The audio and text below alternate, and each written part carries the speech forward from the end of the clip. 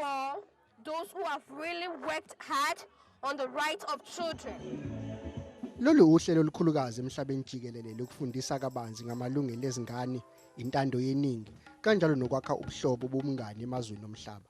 Zilinganiselwa cishe ku-35 million izingane ezivela emazweni angu-180 ezibambe iqhaza kulolu hlelo.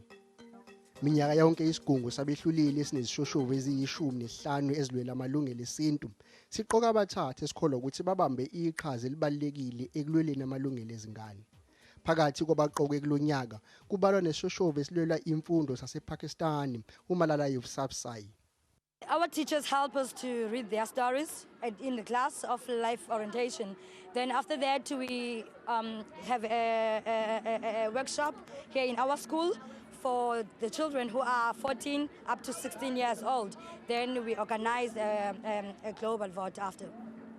They've gone through workshop, they've gone through preparation, they've asked for days for us.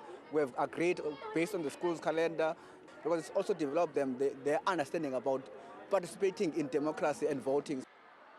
Zingu 1500 izikole zalapha eNingizimu Afrika ezizibandakanye nalolu hlelo oluhlose ukucija ngokwenele izingane ekutheni zikwazi ukumelana nombandela ukuthi zazi ukuthi nazo zinamalungelo adinga ukunikwa indawo efanele.